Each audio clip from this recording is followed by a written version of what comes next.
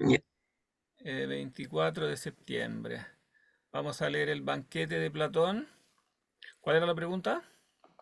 ¿Dónde está el simposio? Ah, el simposio es lo mismo que el ¿No? banquete. Está en el de los links que mandé, el que dice, no me acuerdo si dice banquete o simposio, son la misma cosa. Espera, voy a revisar. Ya, Banquete, sí, link, dice las dos cosas, sí. Link Platón, banquete, igual simposio. ya. ¿Qué significa eso, Entonces, simposio? ¿Lo vieron en las clases anteriores? ¿Qué significa la palabra simposio? Literalmente, ¿nadie sabe? Lo explicamos en las Es clases anteriores. ¿Ah? como una conferencia o reunión. Eso es lo que, claro, ¿Es después de conferencia, comer o ese no? es el significado como moderno. Profe, beber después de comer o no. ¿Cómo? Como, Es claro, es sí, beber después, claro, es una reunión para tomar, claro. Banquete, claro, lo traducen, pero la palabra griega simposio significa tomar, tomar juntos, claro, tomar juntos. Entonces se reunían para tomar, tenían más resistencia que nosotros. Tomaban, bueno, según el relato aquí del banquete platónico, están tomando toda la noche. Toda la noche toman y conversan hasta prácticamente la mañana, hasta las 6 de la mañana. Y mientras tanto conversan, bueno, y la conversación es sobre el tema del amor, ¿no? Entonces cada uno de los participantes hace un discurso, básicamente. Bueno, también hay una parte como, digamos, escénica, como también una especie de, también de representación o de comedia, ¿no? De hecho, varios de los protagonistas son también autores dramáticos. Todo se desarrolla en casa de un autor de tragedias, ¿no? Agatón, que acaba de ganar un premio trágico, o sea, un premio en la competencia trágica. En Atenas se hacían estas competencias donde se presentaban grupos de tragedias, ¿no? Y el ganador hacía entonces una celebración. Pero también está el famoso comediógrafo Aristófanes, que también participa, ¿no? Y que hace el discurso justo anterior al que vamos a leer ahora. Y bien, cada uno hace un discurso y bueno, se discuten, se refutan uno con otro, pero en el fondo los discursos, yo diría que no hay que tomarlos como contradictorios, no es tanto que uno excluya el otro, sino que más bien Platón quiere dar como una panorámica de diversas visiones, pero que también pueden ser tomadas como complementarias, ¿no? Que como que iluminan diferentes aspectos del amor, ¿no? Por ejemplo, díganme algo de la última, de Aristófanes, el discurso que precede aquí, que estaba como hacia el final, un poco antes del final de la clase anterior. Aristófanes, que es el famoso comediógrafo, hace un discurso bastante como cómico, ¿no? Fantasioso también. ¿Se acuerdan de qué habla?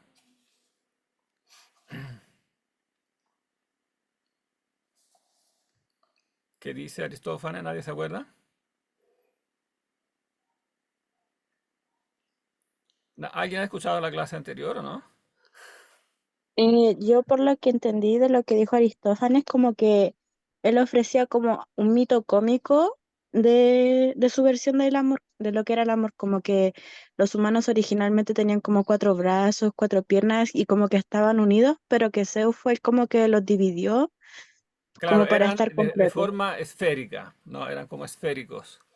Y Ujú. tenían, claro, eran doble, tenían, claro, todo doble, dos cabezas, cuatro brazos, etcétera, y quisieron, o sea, eran demasiado poderosos. Como que se les subió el humo a la cabeza y entonces Zeus decidió partirlos, ¿no? Y entonces al partirlos, ¿qué ocurrió? ¿Qué tiene que ver eso con el eros? Eros es la palabra que utiliza aquí Platón para indicar el amor, ¿no? ¿Qué tiene que ver eso, esa como partición con el tema del amor? Que ellos empezaron a buscar su otra mitad. Claro, que empezaron a buscar, cada uno empezó a buscar su otra mitad, ¿no? Y entonces ese Sí, sería como el origen de Eros. era como el Es complemento que bueno les mantener faltaba la a la palabra mente. griega. ¿Cómo? ¿Cómo decías? Que decía que era como el complemento que le faltaba originalmente, de su forma Claro, original. entonces es una imagen importante, exactamente, porque indica la complementariedad, ¿no? O sea, como que en particular entre los sexos, ¿no? Entonces, Profe, pero eh, igual se usa el Eros como solo amor o porque igual había como una aclaración de que Eros era también como de la parte como más erótica por la palabra directamente. claro, ya en el tiempo de Sócrates y Platón, la palabra eros se había especializado como para indicar el amor erótico, pero Sócrates precisa que él en el fondo lo quiere usar en un sentido más amplio, que eros no es solo el amor erótico, sino que amor en un sentido más amplio. Eh, pero siempre en el sentido sí de deseo, o sea, amor como deseo, ¿no? Entonces, claro, puede haber un deseo, pero no necesariamente sexual. Entonces puede ser eros de cualquier cosa. Entonces, eso Sócrates lo especifica al comienzo. Dice, claro, esta palabra como que la hemos especializado para indicar el deseo sexual, pero en principio es una palabra que indica el amor en general, o más bien dicho, el deseo en general. O sea, el amor como deseo.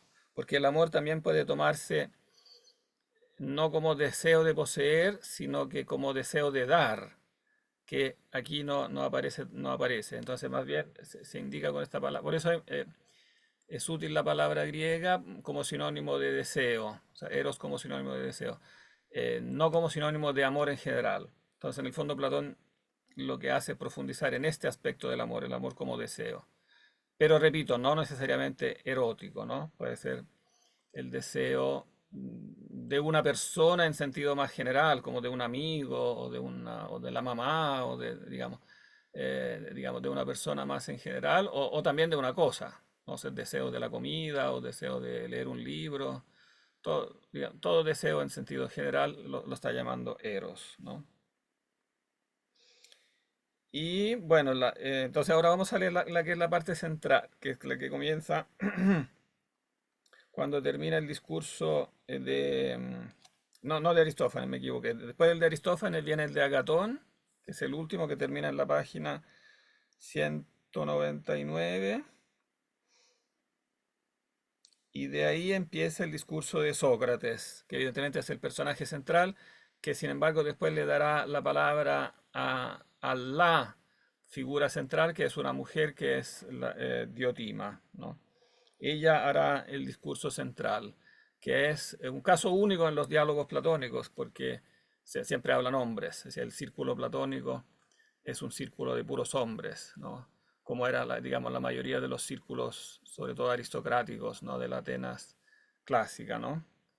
En cambio aquí habla una mujer, entonces, claro, Platón quiere darle un toque diferente, no solo por ser mujer, sino por ser sacerdotisa y por ser extranjera. Entonces, una figura como exótica, ella viene de afuera, es mujer, pero sobre todo yo diría el rasgo principal es que es una figura sagrada, es una sacerdotisa, ¿no? Entonces, él quiere marcar con eso como en el fondo la dimensión más sagrada, como más profunda del amor.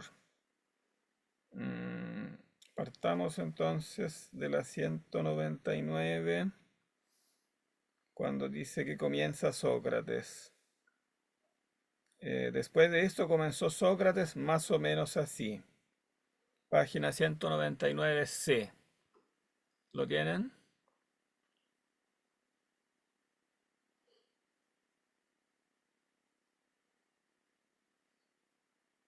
O si no, voy a mostrarlo un momentito para que lo, para que lo vean dónde es. ¿De qué página? La página del libro moderno es la 240.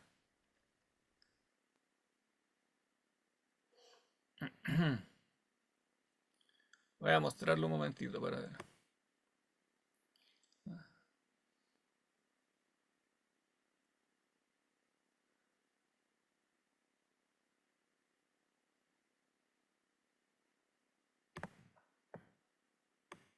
Profe, se me salió ¿Mm? el Zoom y no es del PDF que mandaste.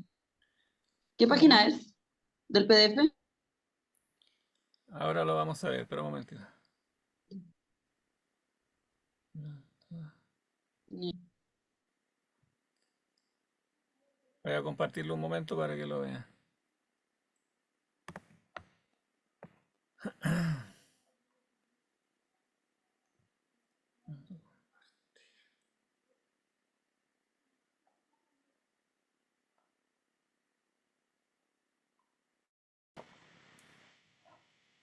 Ay, parece que se desconectó. Ahora sí.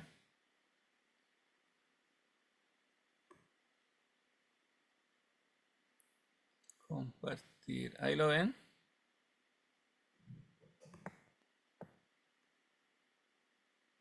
Sí, profe. ¿Se ve? Y yo no lo veo. ¿Por qué no lo Sí. veo? Ustedes lo ven y yo no. Voy a ponerlo pantalla completa, a ver.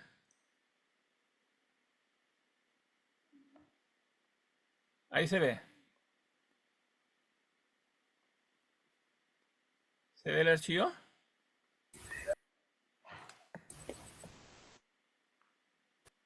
¿Sí? Se ve. Sí. Voy a ir a la página entonces. 240.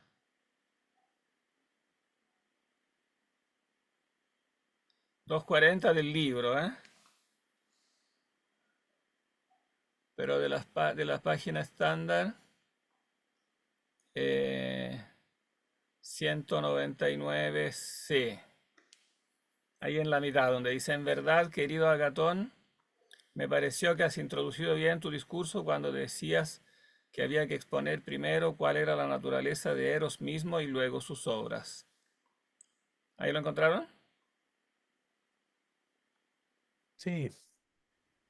Ya, perfecto. ¿Quién quiere leer? Yo leo. Ya, perfecto. Carlos. ¿Hasta dónde leo? ¿Y quién te podría contestar? Porque como es diálogo.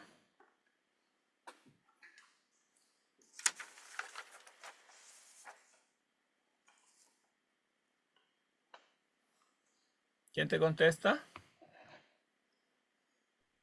Yo puedo. Catalina. Ya, perfecto. Bien. Parte entonces Sócrates, que sería el que dice: en verdad, querido Agatón. Ya. En verdad, querido Agatón, me pareció que has introducido bien tu discurso cuando decías que había que exponer primero cuál era la naturaleza de Eros mismo y luego sus obras. Este principio me gusta mucho. Ea, pues, ya que a propósito de Eros me explicaste, por lo demás, espléndida y formidablemente como era, dime también lo siguiente. ¿Es acaso Eros de tal naturaleza que debe ser amor de algo o de nada? ¿O de nada? Y no pregunto, y no pregunto si es amor de una madre o de un padre, pues sería ridícula la pregunta de si Eros es amor de madre o de padre, sino como si acerca de la palabra misma padre preguntara, ¿es el padre padre de alguien o no? Sin duda me dirías, si quisieras responderme correctamente, que el padre es padre de un hijo o de una hija o no. Claro que sí. Ah, no, ahí no voy. No, ahí Bueno, contesta. claro que sí. Sí, y ahora sí, Carlos. Em, ¿Y no ocurre lo mismo con la palabra madre? Y ahí tú tienes que estar de acuerdo. Ya, bueno, sigo. Pues bien, dijo Sócrates, No, no, respóndeme todavía un poco, no, ¿no? no, tú tienes que decir: estoy de acuerdo. Ah, estoy de acuerdo. A veces se Eh, pone en discurso indirecto, pero tú lo traduces mentalmente como a discurso indirecto pues y bien, dices: estoy de acuerdo. y acá sigo pues bien, Sí, donde dice pues bien. Ah, ok. Pues bien, respóndeme todavía un poco más para que entiendas mejor lo que quiero. Si te preguntara, ¿y qué? ¿Un hermano en tanto que hermano es hermano de alguien o no? Sí lo soy. Y no, no no, lo sí es de un sí lo, hermano. sí lo Ah, es, sí lo es. Bueno, sí lo es. Em, y ahí sigo preguntando con Ahí tú eso. sigues preguntando, Ah, claro. Sí, ella y no lo es generalmente de va a estar de un... acuerdo, sí. Genial. ¿Y no lo es de un hermano o de una hermana? Sí. Intenta entonces decir lo mismo acerca del amor. ¿Es Eros amor de algo o de nada? Por supuesto que lo es de algo. Pues bien, guárdate esto en tu mente y acuérdate de qué cosa es el amor. Pero ahora respóndeme solo a esto. ¿Desea Eros aquello de lo que es amor o no? Naturalmente. ¿Y desea y ama lo que desea y ama cuando lo posee o cuando no lo posee? Probablemente cuando no lo posee. Considera pues, si en lugar de probablemente no es necesario que sea así, esto es, lo que desea, desea aquello de lo que está falto y no lo desea si no está falto de ello. A mí, en efecto, me parece extraordinario, Agaton, que necesariamente sea así. ¿Y a ti cómo te parece? También a mí me lo parece. Dices bien, pues, ¿desearía alguien ser alto si es alto o fuerte si es fuerte? Imposible, según lo que hemos acordado. Porque naturalmente que ya lo es no podría estar falto de esas cualidades.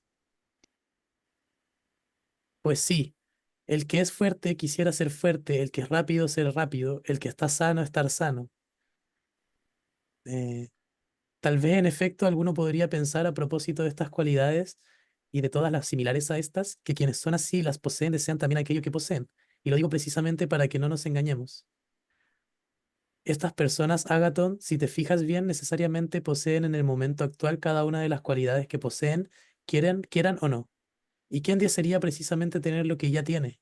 Más bien alguien nos diga, yo, que estoy sano, quisiera también estar sano, y siendo rico, quiero también ser rico, y deseo lo mismo que poseo.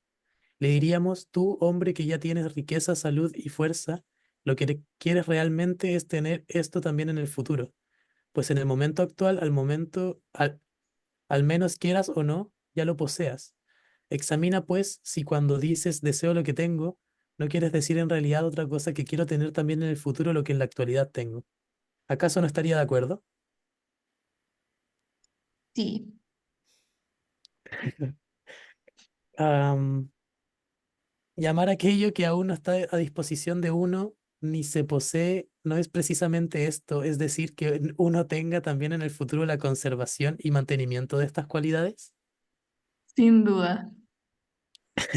Por tanto, también este y cualquier otro que sienta deseo, desea lo que no tiene a su disposición y no está presente, lo que no posee, lo que él no es y de lo que está falto.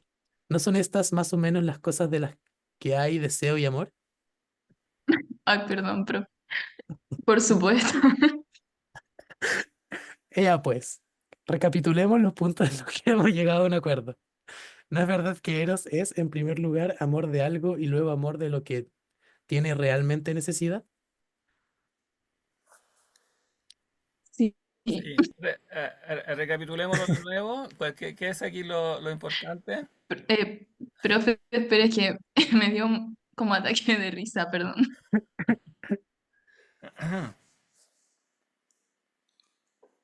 Bien, alguien más lo va a recapitular entonces. Por ejemplo, Miguel.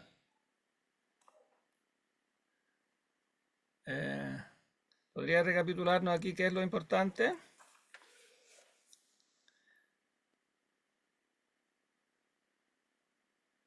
La verdad, estoy como algo complicado con el tema. Complicado, ¿por qué? O sea, está como hablando casi como con una pared Sócrates. Entonces, eh, no estoy entendiendo como a qué punto quiere llegar Sócrates. No es difícil, ¿eh? Lo que nos resulta en estos diálogos de Sócrates, lo que nos resulta a veces inusual es que lo que dice es muy simple. Es muy simple lo que está diciendo. Pero por eso mismo a nosotros nos parece como tan obvio que no, como que lo pasamos por alto, ¿no? Es simple, pero es importante, ¿no? ¿Cuál es la primera pregunta que hace? Pregunta si amor es amor de algo o de nada, ¿no? ¿Qué quiere decir, qué quiere enfatizar con eso? Que el amor, cuando dice, bueno, el amor es necesariamente amor de algo. Es obvio, ¿no? Pero precisamente en esta obviedad hay algo muy importante. O sea, el amor es algo que necesariamente está en relación con algo, que nos pone en relación con algo. Esta relación es como estructural al ser humano, ¿no? O sea, en el fondo está diciendo que hay algo en el ser humano que necesariamente porque Eros en el fondo es eh, una característica estructural del ser humano, ¿no? Es algo que todos tenemos. Entonces tenemos este deseo, este Eros, que como tal estructuralmente nos hace desear cosas, ¿no? Y por tanto nos pone en esta relación, pero es que es una relación potencial, ¿no? Cosas que podríamos tener, que a lo mejor no las tenemos, o si las tenemos las podríamos perder en el futuro. Entonces, una relación como de necesidad, ¿no? O sea, tenemos esta necesidad estructural y por lo tanto somos estructuralmente pobres, podríamos decir, ¿no? Porque Profe, amamos pero aquello ahí, que no tenemos. ¿Mm? profe, pero ahí está hablando solamente como de las cosas o también como relación humano, De personas. todo, claro. Pueden ser personas, cosas, O sea, cualquier también se cosa. mencionaba un tema de, no me acuerdo si fue, no sé si yo lo pensé o lo dijeron en el texto, que era también un tema de como eh, querer salud. La salud no es una cosa, sino como Un es estado. algo exacto. Entonces, al menos lo que yo entendí es como que habla como de el querer algo o algo inmaterial igual, y que también no es solo como desear algo, sino que querer mantener algo que ya tengo también. Claro, es desear Porque algo si uno porque es no lo saludable, uno tenemos. no desea salud, sino que desea seguir manteniendo esa salud. Claro, cuando decimos que alguien desea algo que tiene, lo que estamos diciendo es que lo estamos viendo en una perspectiva diacrónica. O sea, que quiere seguir teniendo en el futuro lo que tiene ahora, pero que podría perderlo, ¿no? Exacto. Y claro, y en ese sentido todos somos entonces, como diríamos, pobres o vulnerables. Claro, tenemos, pero en cualquier momento podríamos perder. Entonces, Ujú. claro, el deseo como que manifiesta este estado de indigencia estructural que tenemos, ¿no?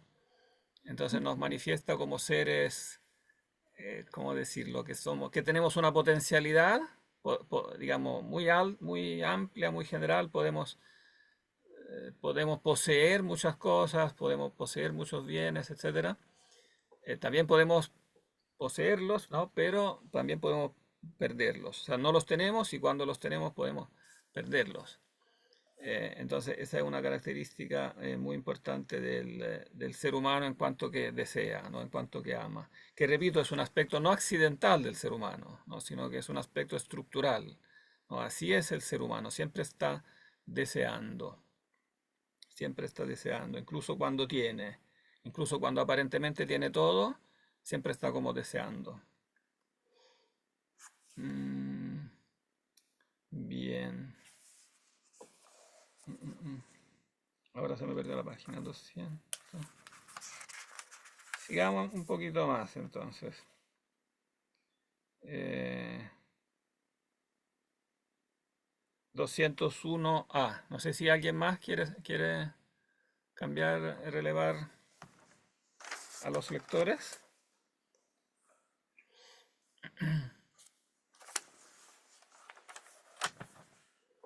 ¿Quién se anima?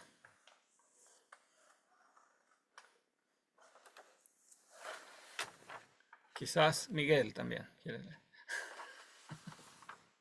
quiere leer Ah, bueno. lo que dice Sí. Sócrates. ¿Y quién te contesta? Yo, profe. Paloma. Ya, perfecto. Miguel, y bueno, de ahí donde dice, siendo Siendo esto esto así o así, no. Sí. sí, 201A. Ya. Siendo esto así, acuérdate ahora de que cosas dijiste en tu discurso que era objeto Eros. O, si quieres, yo mismo te las recordaré. Creo en efecto que dijiste más o menos así. que entre los dioses se organizaron las actividades por amor de lo bello, pues de lo feo no había amor. ¿No lo dijiste más o menos así? Así lo dije, en efecto. Y lo dices con toda razón, compañero. Y si esto es así, ¿no es verdad que Eros sería amor de la belleza y no de la fealdad? Sí, Pero no se ha acordado que ama aquello de lo que está falto y no posee. sí, Luego Eros no posee belleza y está falto de ella. necesariamente.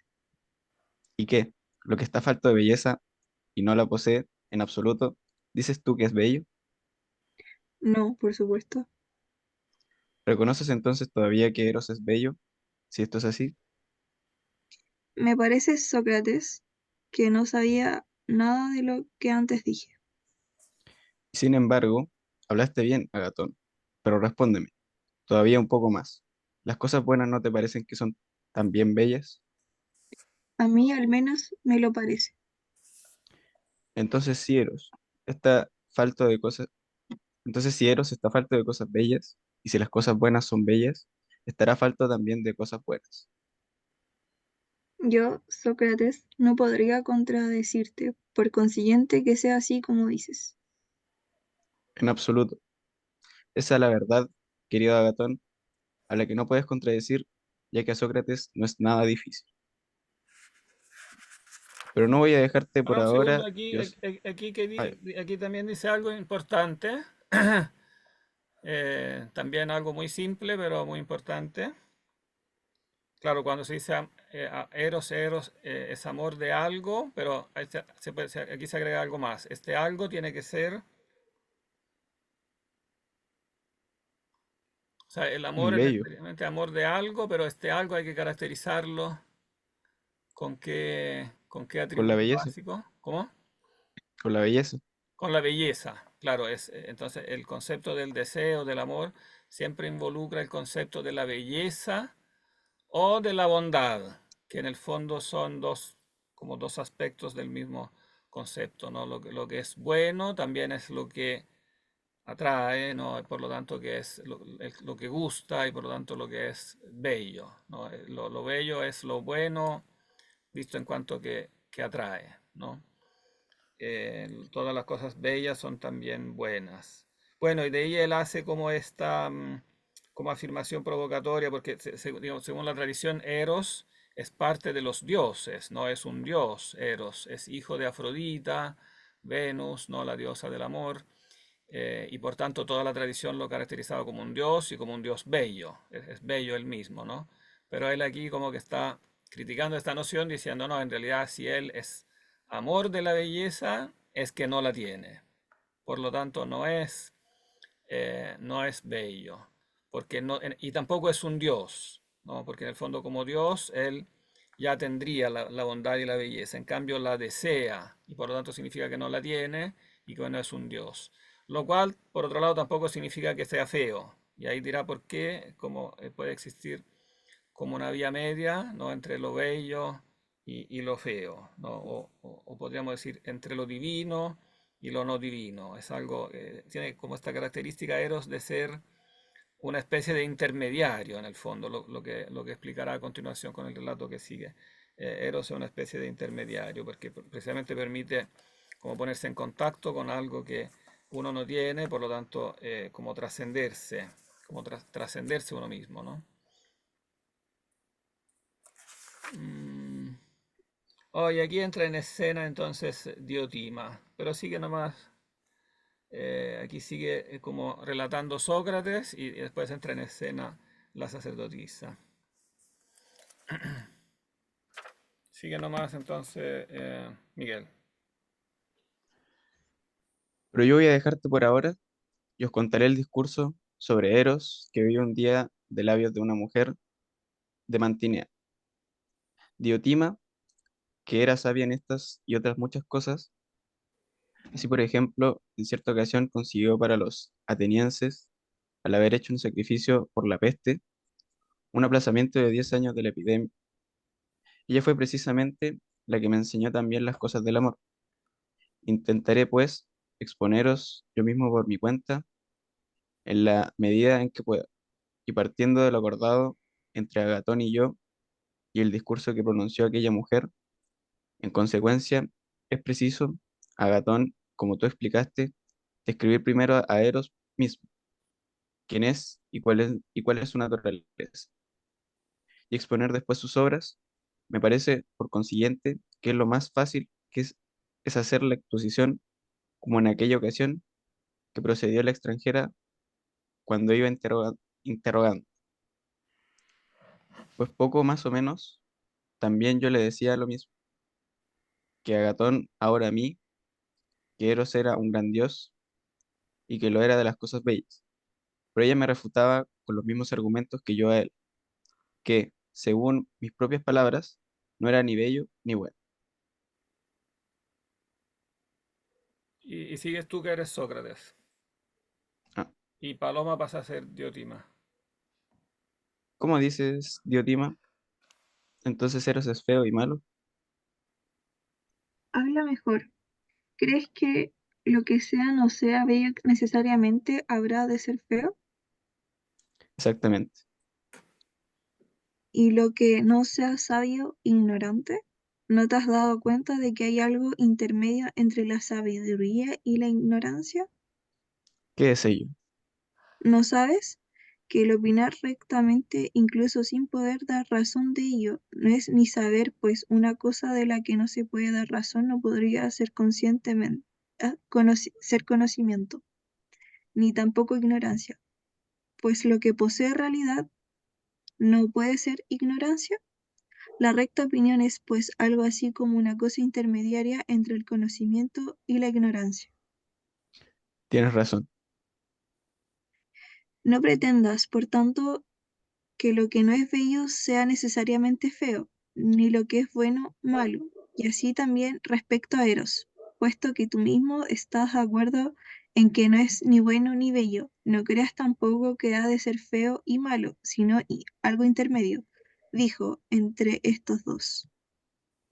Sin embargo, se reconoce por todos que es un gran dios. ¿Refieres a todos los que no saben o también a los que saben? Absolutamente a todos, por supuesto.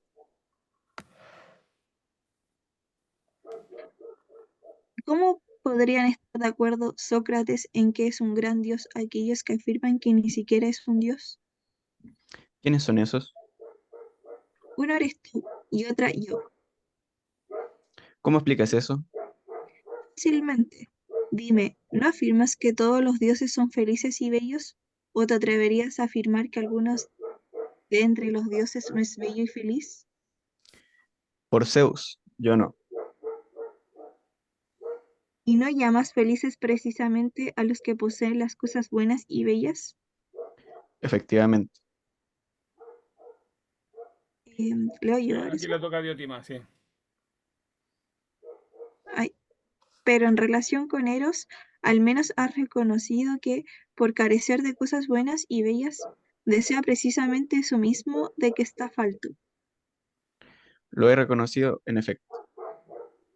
Entonces, ¿cómo podría ser Dios el que no participa de lo bello y de lo bueno? De ninguna manera, según parece. ¿Ves, pues, que tampoco tú consideras Dios a Eros? ¿Qué puede ser entonces Eros? ¿Un mortal? En absoluto. Pues ¿qué entonces? Como en los ejemplos anteriores, algo intermedio entre lo mortal y lo inmortal. ¿Y qué es ello, Diotima?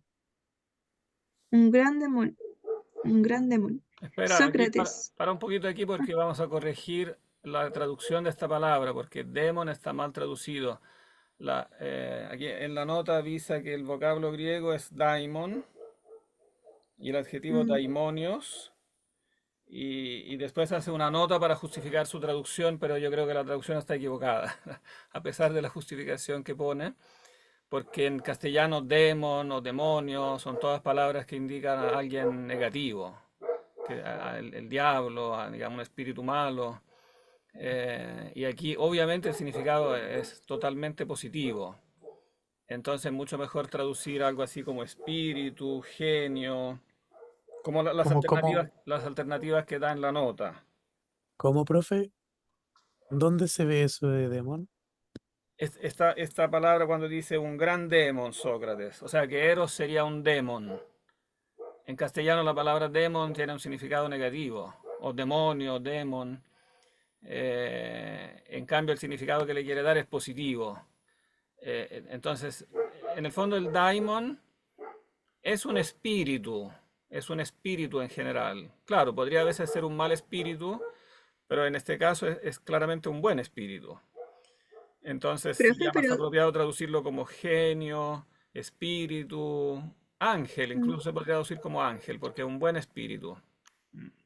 lo que pasa es que después dice que, después de demon dice, pues también todo lo demónico está entre... Entonces se está refiriendo a lo demónico, como demónico. Es que por eso está equivocada. Por eso digo que está equivocada la traducción. Porque también el Ay, adjetivo, claro, el adjetivo daimonios aquí tiene un significado positivo. ujú. Son los espíritus, en el fondo lo que quiere decir es que un espíritu intermedio, un espíritu intermediario entre los seres humanos y los dioses, ¿no?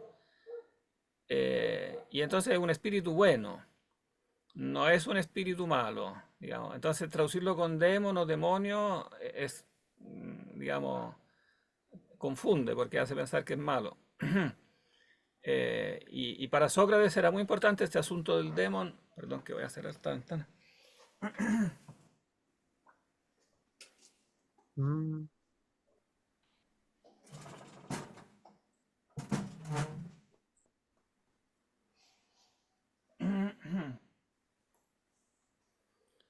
Este asunto del daimon es importante para Sócrates porque él mismo decía que tenía un daimon que lo acompañaba y que le sugería lo que tenía que hacer.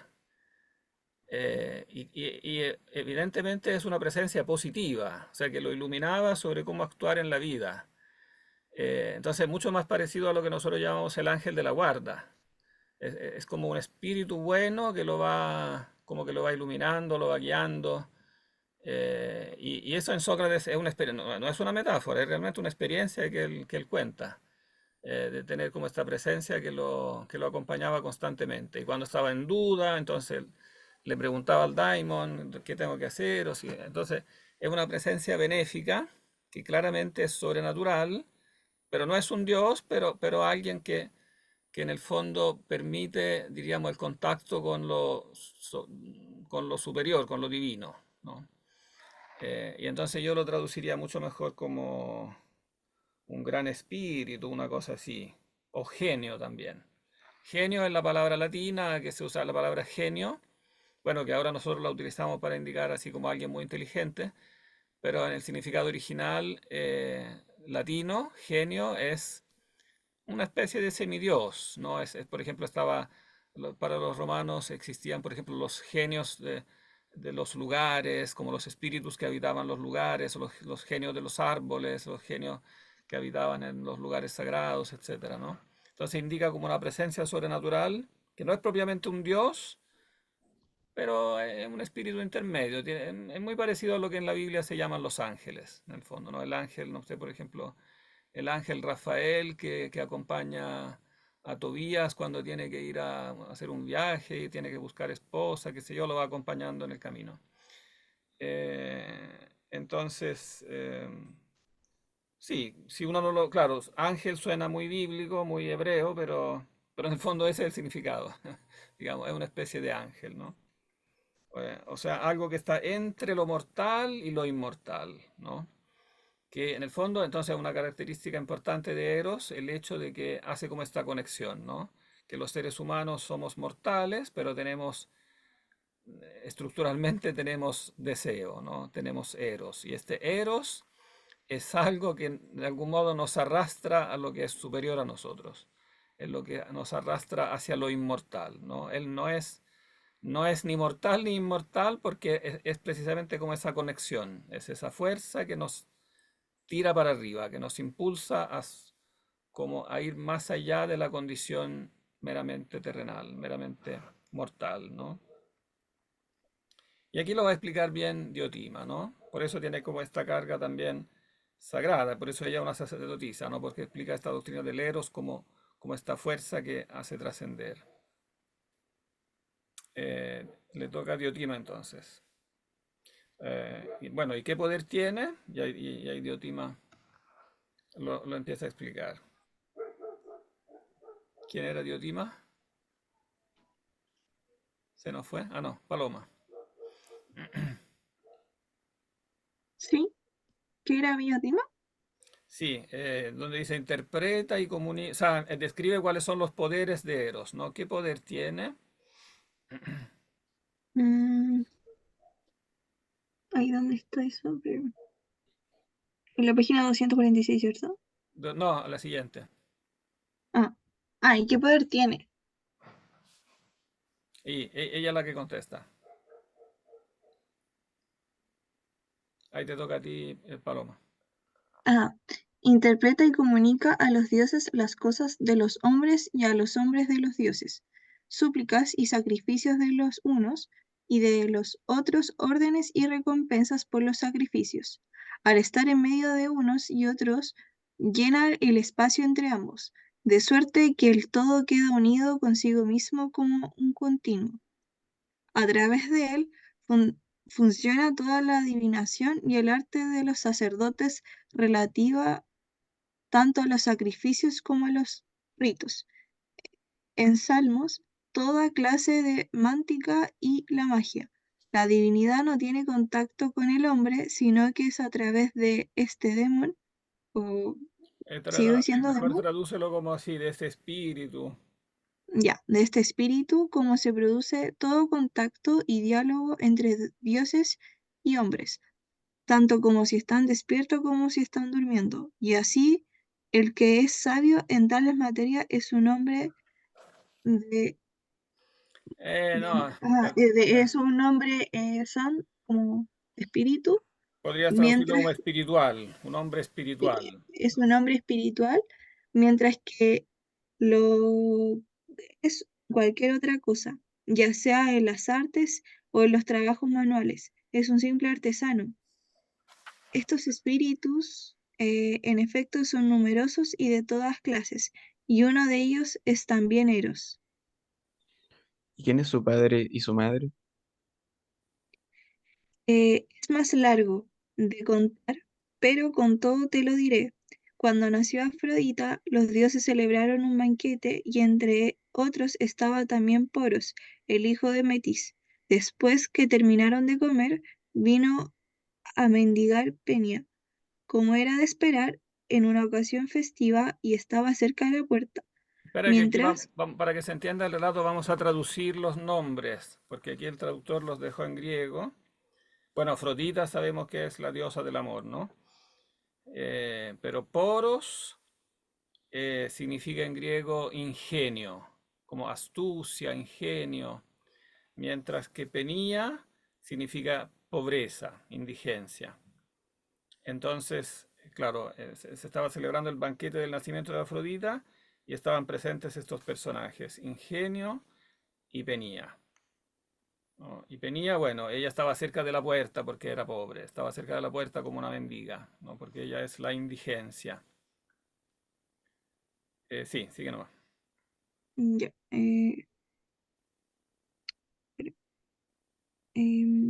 ya, mientras Ingenio, Sí. embriagado de néctar, pues aún no había vino, entró en el jardín de Zeus y entorpecido por la embriaguez se durmió. Entonces, Peña era... Ay, se me olvidó. Pobreza. Pobreza. Entonces, digo Peña, pobreza. No, di mejor pobreza para que se entienda. Ya. Para que se entienda el Entonces, relato, porque si no, no se entiende. ya. Entonces, pobreza, maquinando, impulsado por su carencia de recursos, a hacerse un hijo de ingenio. Se acuesta a su lado y concebió a Eros. Por esta razón precisamente es Eros también acompañante y escudero de Afrodita. Al ser engendrado en la fiesta del nacimiento de la diosa y al ser a la vez por naturaleza un amante de lo bello, dado que también Afrodita es bella, siendo hijo, pues, de ingenio y pobreza, Eros ha quedado con las siguientes características. En primer lugar, es siempre pobre y lejos de ser delicado y bello, como cree la mayoría, es más bien duro y seco, descalzo y sin casa, duerme siempre en el suelo y descubierto se acuesta a la intemperie en las puertas y al borde de los caminos, compañero siempre insuperable de la indigencia por tener la naturaleza de su madre, pero por otra parte, de acuerdo con la naturaleza de su padre, está al acecho de lo bello y de lo bueno, es valiente, audaz y activo, hábil cazador, siempre urdiendo alguna trama y ávido de sabiduría y rico en recursos, un amante del conocimiento a lo largo de toda su vida, un formidable mago, hechicero y sofista. No es por naturaleza ni mortal, sino que en el mismo día o sea, unas veces florece y vive, cuando está en la abundancia, y otras muere, pero recobra la vida de nuevo gracias a la naturaleza de su padre. Más lo que consigue siempre se le escapa, de suerte que Eros nunca ni está falto de recursos ni es rico, y está además en el medio de la sabiduría y la ignorancia. Pues la cosa es como sigue: ninguno de los dioses ama la sabiduría ni desea ser sabio, porque ya lo es, como tampoco ama la sabiduría cualquier otro que sea sabio. Por otro lado, los ignorantes ni aman ni... Ay, ¿cómo era? Estoy bien, ¿cierto? ¿Sí? Sí, ya. Por otro lado, los ignorantes ni aman la sabiduría ni desean hacerse sabios, pues en esto precisamente es la ignorancia una cosa molesta, en que quien no es ni bello, ni bueno, ni inteligente se cree a sí mismo que es lo suficiente. Así pues, el que no cree estar necesitado no desea tampoco lo que no cree necesitar. ¿Quiénes son, Diotima, entonces, los que aman la sabiduría, si no son ni los sabios ni los ignorantes? Hasta para un niño es ya evidente que son los que están en medio de estos dos, entre los cuales estará también Eros. La sabiduría, en efecto, es una de las cosas más bellas, y Eros es amor de lo bello, de modo que Eros es necesariamente amante de la sabiduría, y por ser amante de la sabiduría, está por tanto en medio del sabio y del ignorante. Y la causa de esto es también su nacimiento, ya que es hijo de un padre sabio y rico en recursos y de una madre no sabia e indigente. Esta es, pues, queriendo Sócrates, la naturaleza de este espíritu. Pero en cuanto a lo que tú pensaste que era Eros, no hay nada sorprendente en ello. Tú creíste, según me parece deducirlo de lo que dices, que Eros era lo amado y no lo que ama. Por esta razón, me imagino, te parecía Eros totalmente bello, pues lo que es susceptible de ser amado es también lo verdaderamente bello, delicado y perfecto, y digno de ser tenido por dichoso, mientras que lo que ama tiene un carácter diferente, tal como yo lo describí. Para un poquito acá, porque aquí vamos a resumir un poco, porque esta parte es importante, ¿no? ¿Cuál es entonces el origen de Eros y cuál es su naturaleza, ¿no? Naturaleza y origen, que están relacionados. ¿Cuál es su origen? Cómo llegó al mundo?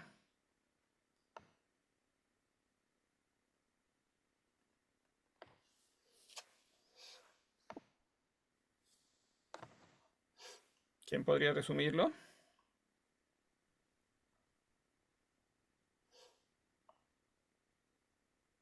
Con un padre como genio Claro, tiene dos padres y completamente muy diferentes, ¿no? distintos. Claro, su Sí, y la padre mamá es es, ingenio, claro, rico en recursos, bueno, porque el ingenio produce riqueza, ¿no?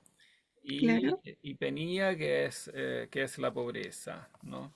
Y claro, entonces tiene características de ambos tanto de padres. la papá, sí, y de la mamá. Claro, ¿cómo es? ¿Cuáles son las características de la madre? Eh, ¿Era pobre? Claro que es pobre y por lo tanto, Él terminó sacando los recursos de la madre. ¿Cómo? Que él terminó sacándolo las cosas de la madre. Claro, tiene las características de la madre que es pobre. Y por lo tanto, Mm. ¿cómo es? Al ser pobre, ¿qué Que involucra ahí? básicamente está casi llegando a la indigencia porque termina durmiendo en las puertas y se me fue. Claro, duerme en cualquier parte, es O sea, duro. termina él siendo como lo que se describía como no bello. Claro, no es bello, sino que más bien como duro. No exactamente feo, pero claro, porque dice que no, el que no es bello Pero no lo que se significa que sea considera bello, feo. pero lo que pasa aquí es que lo bello es considerado como lo que uno ve como positivo. Claro, y Entonces, es lo que él busca. exacto. Claro, en el Al fondo final la naturaleza de terminó, Eros como hijo de pobreza es esta característica de siempre buscar, ¿no? ujú, Claro, y o el sea, buscar, básicamente, ¿cómo? él en sí él nació como la madre, pero también tiene como la necesidad de querer lo que fue su padre, en realidad. Claro, al mismo tiempo que es falto de recursos, pero siempre está buscando, Ujú. ¿no? Entonces, claro, tiene ingenio y entonces siempre está en búsqueda de algo. Es valiente, audaz, activo, hábil cazador, siempre urdiendo alguna trama, o sea, está siempre en actividad, ¿no? El ser pobre implica que, claro, esta búsqueda implica siempre como sacrificio, estar, claro, dormir en el suelo, es una continua, diríamos, para usar una imagen que también se ha usado mucho, el eros, el amor implica una continua vida como militar. O sea, hay que siempre estar como renunciando a las comodidades para estar como en el campo, buscando, como en campaña, ¿no? Buscando.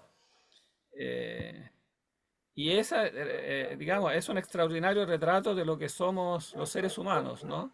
Independiente aquí ahora como del nivel socioeconómico, digamos, todos estamos siempre como Eros es algo que siempre tenemos estructuralmente, al querer siempre buscar, siempre somos pobres, porque siempre tenemos esta naturaleza de la madre, aunque seamos ricos, no importa, ¿no? Ricos y pobres, independiente de como repito, de la situación económica, ¿no? Pero el ser humano siempre está como buscando, y al buscar siempre está como en el fondo dejando de lado las comodidades de algún modo como para poder buscar más, ¿no? Está buscando más. Siempre le falta algo, ¿no? Claro, incluso O sea, cuando como está que nunca estamos conformes. nunca estamos conformes, exacto. Tenemos esta pobreza estructural. Nunca estamos conformes porque siempre buscamos más, ¿no? Lo que consigue siempre se le escapa, ¿no? O sea, cuando conseguimos algo, nunca es suficiente, ¿no? Siempre se nos escapa. Eh, Claro, a veces vive y está en esta continua alternancia. A veces florece y vive cuando parece que está alcanzando algo, parece que florece y que tiene muchas cosas y de pronto muere, ¿no? Como que se le escapa lo que busca o pierde lo que tenía, etcétera. Y parece que ya muere, pero no, pero misteriosamente como que recupera las fuerzas y recobra la vida, entonces, ¿no? De nuevo, gracias a la naturaleza de su padre, ¿no? Es una fuerza entonces que impulsa a la vida, pero no simplemente a mantener la vida, ¿no? Sino que siempre a ir a algo superior, ¿no? Bueno, y no es ni sabio ni ignorante, ¿no? ¿Qué quiere decir eso? No es, por un lado, no es sabio, porque si fuera sabio,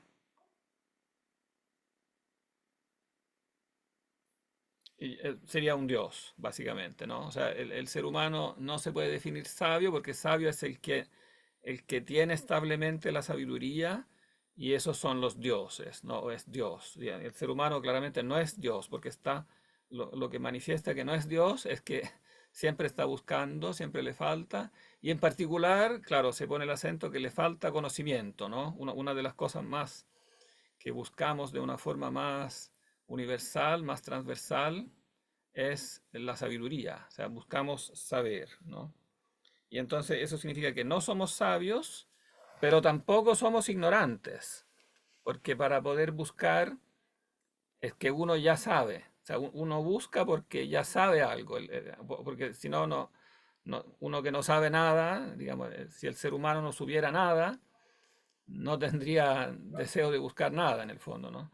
El hecho de que buscamos, entonces significa que no somos ignorantes, estamos entre medio, ¿no? Es esta como situación intermedia del ser humano que parece que es ignorante, pero realmente busca y el mismo buscar muestra que no es ignorante, que significa que tiene una base, que algo sabe, ¿no? O sea, que tiene una ciencia innata, ¿no? Tiene como como diríamos, una precomprensión innata del mundo que hace que, claro, no sabe, pero sabe lo suficiente como para ponerse continuamente preguntas, ¿no? Entonces está siempre poniendo preguntas. En la misma pregunta delata este estado intermedio, que si uno pregunta es porque no sabe lo que pregunta. Pero si uno pregunta es porque algo sabe, porque si no, si uno no sabe, digamos, los gatos, los perros no se preguntan, ellos actúan, digamos. No es que tengan una ciencia que lo impulse a preguntar, ¿no? En cambio, el ser humano tiene una ciencia estructural, como un punto de partida de la ciencia que le permite, y lo obliga, no solo le permite, ¿no? Sino que lo obliga como a ponerse continuamente preguntas, no está nunca quieto, ¿no?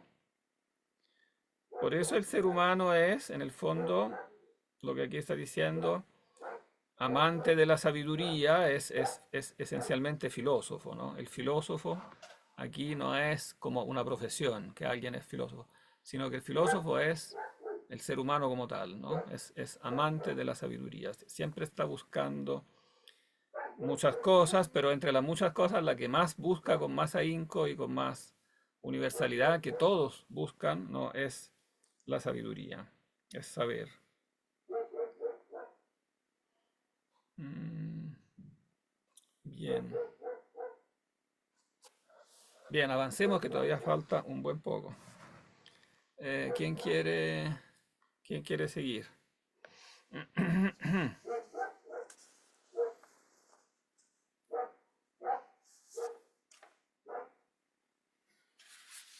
Por ejemplo, Javiera. Ya, profe. Ya, perfecto. Tú eres entonces Diotima, ¿eh? ¿Dónde quedamos, profe? Donde dice, Sócrates dice, sea así extranjera, Ah, ya, ok. la página 204 B al final. ¿Y quién va a Ya. ser Sócrates? Quizás Ricardo. Profe. Ya, perfecto. Profe, ¿En qué entonces yo parte leo quedamos, ¿esto perdón? Sócrates? Claro, tú lees la parte de Diotima, que es mujer. Ya. Esto Sócrates es precisamente lo que voy a intentar enseñarte a continuación. Eros, efectivamente, como he dicho, y ha nacido así, pero a la vez es amor de las cosas bellas, como tú afirmas. Más, alguien nos preguntará, ¿en qué sentido Sócrates y Diotima? ¿Es Eros amor de las cosas bellas o así, más claramente, el que ama las cosas bellas desea? ¿Qué desea? ¿Sigo? Bueno, No, yo le estoy toca a en la... Sócrates. ¿En qué página estoy? ¿En la 250? 251, 51. al comienzo, ¿En qué parte quedamos, perdón? donde dice que lleguen a ser suyas. Ah, ya. Pero esta respuesta, No, eso es lo que Sócrates dice, que lleguen a ser suyas. Y ahora que lleguen a ser suyas. Pero esta respuesta exige aún la siguiente pregunta: ¿qué será de aquel que haga suya las cosas bellas? Entonces le dije que todavía no podía. no, ese es Sócrates. Ah, es que no tenía rayita, perdón. Claro, porque pasa al Ah, ya. discurso indirecto, sí. Entonces tú tienes que Entonces pasar al le, discurso directo. entonces le dije que todavía no podía responder de repente esa pregunta. Bien. Imagínate que alguien hablando un cambio y planeando las palabras bueno en lugar de bello, te preguntas: veamos Sócrates, el que ama las cosas buenas desea. ¿Qué desea? Que lleguen a ser suyas. ¿Y qué será de aquel que haga suya las cosas buenas? Esto ya dije yo, puedo contestarlo más fácilmente, que será feliz. Por la posición de las cosas buenas es efecto. Los felices son felices y ya no hay necesidad de añadir la pregunta de por qué quiere ser feliz el que quiere serlo, sino que la respuesta parece que tiene un su fin. Tienes razón. Ahora bien, esa voluntad y ese deseo, ¿crees que es común a todos los hombres y que todo quiere poseer siempre lo que es bueno? ¿O cómo piensas tú? Así, dije yo, que es común a todos. ¿Por qué entonces, Sócrates, no decimos que todos aman si realmente todos aman lo mismo y siempre, sino que decimos que unos aman y otros no? También a mí me asombra eso. Pues no te asombres, ya que de hecho hemos separado una especie particular de amor y, dándole el nombre de todos, los denominamos amor, mientras que para las otras especies usamos otros nombres. Como por ejemplo, Lo siguiente, tú sabes que la idea de, ¿cómo se dice eso, profe? La idea de creación, poiesis, ¿Creación? Ah, ya. Es que no se leía si era una C o otra cosa. Es algo múltiple, pues en realidad toda causa que haga pasar cualquier cosa del no ser al ser es creación, de suerte que también los trabajos realizados en todas las artes son creación, y los artífices de estas son todos creadores. tienes razón. Pero también sabes que no se llaman creadores, sino que tienen otro nombre, y que el conjunto entero de creación se ha separado una parte, el conocimiento a la música y al verso, y se denomina con el nombre de todo. Únicamente a esto se llama, en efecto, poesía y poetas, y lo que posee esta porción de creación. Tienes razón. Pues bien, así ocurre también con el amor. Es general, todo deseo de lo que es bueno y de lo ser feliz es, para todo el mundo, el grandísimo y engañoso amor. Pero unos se dedican a él de muchas y diversas maneras, ya sea con negocios, en el afición de la gimnasia o en el amor de la sabiduría, y no se dice ni que están enamorados, ni se les llama amantes, mientras que los que se dirigen a él y se afenan según una sola especie reciben el nombre del todo, amor, y de ellos se dice que están enamorados y se les llama amantes. Parece que dices la verdad. Y se cuenta, ciertamente, una leyenda, según el cual los que busquen la amistad de sí mismos son los que están enamorados, pero, según mi propia teoría, el amor no lo es ni de una amistad, ah, de ni una mitad ni de un todo, a no ser de que sea, amigo mío, realmente bueno, ya que los hombres están dispuestos a imputarse sus propios pies y manos. Si les parece que esas partes de los mismos son malas, pues no es, creo, a lo suyo propio a lo que cada cual se aferra, excepto si identificamos lo bueno con lo particular y propio de uno mismo y lo malo. En cambio, con lo ajeno, así, en verdad, lo que los hombres aman no es otra cosa que el bien. ¿O a ti te parece que amar es otra cosa? A mí no, por Zeus. Entonces, ¿se puede decir que simplemente que los hombres aman el bien Sí, y que no hay que añadir que aman también poseer el bien? hay que añadirlo. Y no solo poseerlo, sino también poseerlo siempre. También eso hay que añadir. Entonces, el amor es, en resumen, el deseo de poseer siempre el bien. Es exacto lo que dices. Pues bien, puesto que el amor es siempre esto, ¿de qué manera y en qué actividad se podría llamar amor al ardor y el esfuerzo de los que lo persiguen.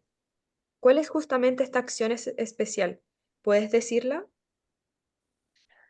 Si pudiera, no estaría admirándote, Diótima, por tu sabiduría, ni hubiera venido una y otra vez a ti para aprender precisamente estas cosas. Espera, para un poquito porque aquí agregó una cosa importante, ¿no?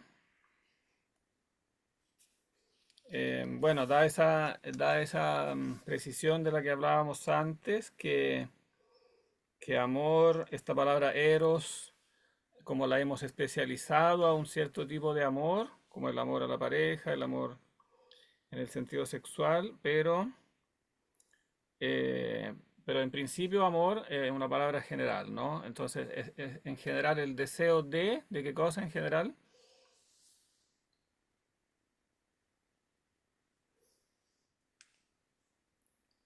¿Qué es lo que en general se desea? Es simple, ¿eh? El bien. Claro, el bien, ¿no? Todo deseo en general es deseo del bien, ¿no? Porque en el fondo el deseo del bien intuimos que es aquello que nos va a hacer felices, ¿no? O sea, no el deseo, sino que la posesión, ¿no? O sea, deseamos, pero deseamos poseer el bien, ¿no? No deseamos simplemente mantenernos en el deseo, sino que lo que deseamos es poseer y poseer el bien, entonces es lo que hace feliz. Y eso es como ya el fin de la búsqueda, ¿no? Porque ya no hay más pregunta de que por qué uno quiere ser feliz, porque eso es como evidente, es como innato. O sea, hay un innato deseo de ser feliz y un innato conocimiento de que el bien es aquello que nos va a hacer felices, ¿no? Y eso entonces, de eso se deduce también que este deseo tiene que entenderse para siempre, ¿no? Porque el que desea poseer, como también lo decía antes, no desea perder. Entonces desea poseer siempre, ¿no? Entonces, digamos, a la idea de posesión del bien, está necesariamente anexa la idea de poseerlo siempre, ¿no? Y por lo tanto, el deseo de la inmortalidad. O sea, en el fondo, el deseo, al ser deseo del bien, es deseo de poseer el bien, es deseo de poseerlo siempre, y por lo tanto es deseo de inmortalidad. O sea, el deseo de felicidad incluye necesariamente la noción de inmortalidad. No, no queremos morir, queremos vivir, porque para poder ser felices necesitamos poseer el bien y poseerlo sin perderlo, poseerlo de una manera estable, ¿no? Entonces la noción aquí muestra como de la noción de deseo, en el fondo, que es algo que tenemos estructuralmente, se deduce por pocos pasos, ¿no? Sucesivos, pocos simples pasos, se deduce que el ser humano está hecho para la felicidad y para la inmortalidad, porque digamos la felicidad es necesariamente presupone la inmortalidad, ¿no? Porque es deseo de poseer el bien y de no perderlo, de poseerlo siempre, ¿no? Por eso es en el fondo el impulso a una dimensión, diríamos, trascendente, que transciende, digamos, lo que es la dimensión empírica donde corporalmente nos morimos, digamos, corpóreamente nos morimos. Pero hay algo en el ser humano que en el fondo demuestra que en la estructura del ser humano está el aspirar a un plano que no muere, ¿no? No solo que ese plano existe, sino que nosotros estamos hechos para alcanzarlo, que digamos que nuestro deseo intrínseco estructural, ¿no? No es un deseo, diríamos, antojadizo de algunos, sino que es un deseo común de todo el género humano, como dice en un momento dado, ¿no? Que es algo común a todos, ¿no? No es simplemente algo que a alguien se le ocurrió, sino que todos, ¿no? Todos aman, ¿no? Todos aman. Y si realmente todos aman lo mismo y siempre, ¿no? Entonces todos aman también poseer el bien. Bien. Se está haciendo tarde y aquí nos falta, vamos a tener que saltar un poquitín.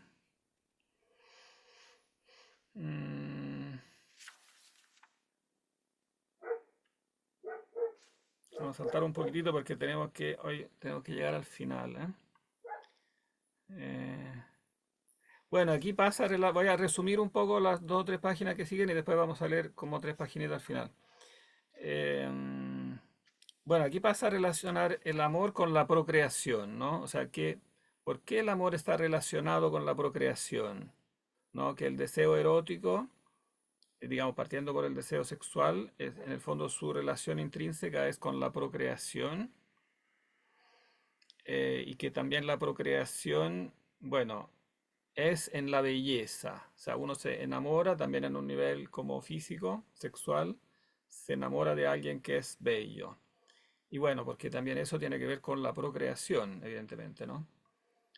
La belleza es la Moira y la Ilitía del nacimiento, o sea, son las diosas que presiden a la fecundidad y a la procreación.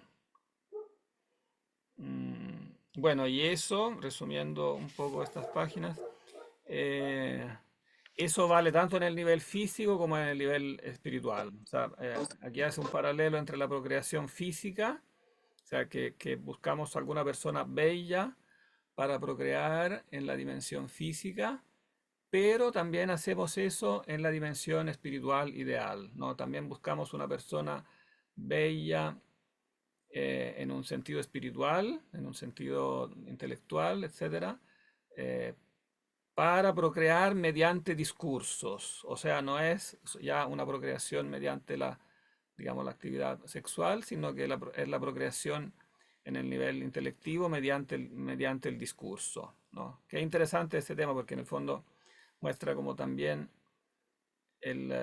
como la búsqueda digamos, de la sabiduría no es algo que el ser humano haga solo, sino que necesita alguien con quien procrear discursos, digamos, discursos bonitos o discursos inteligentes. No basta uno solo, tiene que, así como uno para procrear un hijo necesita una pareja, así para procrear un discurso bonito, o sea, una sabiduría, para llegar a la sabiduría, necesita conversar con alguien, ¿no? O sea, a través del discurso, no lo puede hacer solo. Si lo hace solo, no resulta muy bien. Si en cambio lo hace con alguien, con un amigo, con un maestro, bueno, aquí es muy importante para Sócrates, ¿no? Esta relación maestro-discípulo, ¿no? Si lo hace en diálogo con alguien, entonces realmente se producen hijos en el sentido intelectual, hijos saludables, hijos inmortales finalmente, ¿no? Porque la procreación tiene que ver con vida, pero el deseo de vida no es simplemente el deseo de la vida mortal. La vida siempre en el ser humano tiene esta dimensión, este anhelo de la inmortalidad, ¿no? Y por eso se producen también, así como con la procreación física, en el fondo uno, en cierto modo la procreación física es un primer remedio a la muerte, porque uno al procrear hijos, de alguna manera sobreviven los hijos, ¿no? Hay una primera búsqueda de inmortalidad, como a nivel biológico, digamos, a nivel físico, ¿no? Pero en un nivel superior se da esta búsqueda de inmortalidad en procrear discursos, ¿no? Entonces los que a través de la conversación, del hablar, del discurso, entonces procrean hijos intelectuales, estos hijos intelectuales son más duraderos que los hijos físicos, ¿no? Son hijos todavía más, como que se van acercando más a la inmortalidad. Bien.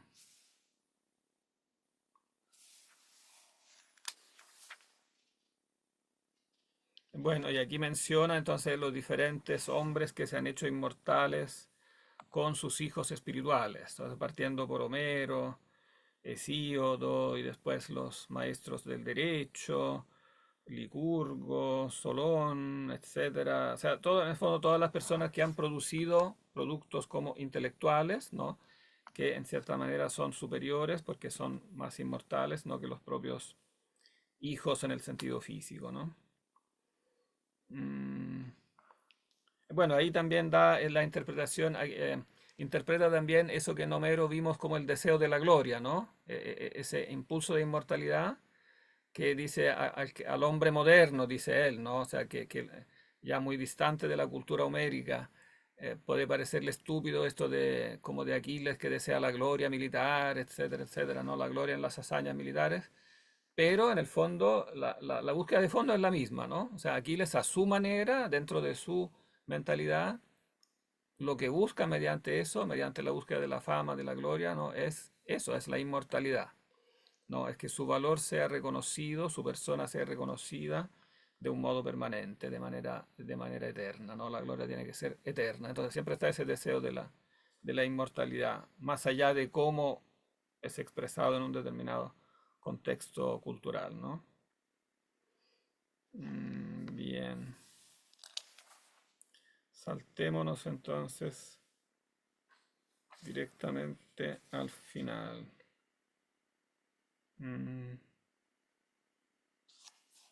Página 209 al final. O sea, del libro en la página 261. Siempre Diotima es la que está hablando, donde dice, estas son pues las cosas del amor, en cuyo misterio también tú, Sócrates, tal vez podrías iniciarte. Quizás quiera una nueva Diotima leer. Idealmente, mujer. Profe, ¿cree que lea yo? ¿Cómo? ¿Quiere que siga leyendo yo? Si quieres, o si no, si hay alguien que quiere seguir, ¿alguien se anima? Eh, si es que nadie se anima, va a haber ruido de fondo. ¿Tienes ruido de fondo? Ah, ya. Sí, profe, es que llegaron mis papás y empiezan a meter un poco de bulla. Ah, ya. Quizás quiere leer Valentina.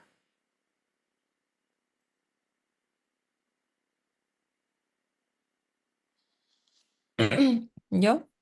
¿Sí? Esta es la parte más importante de todas. Te Eh, toca. Ahí.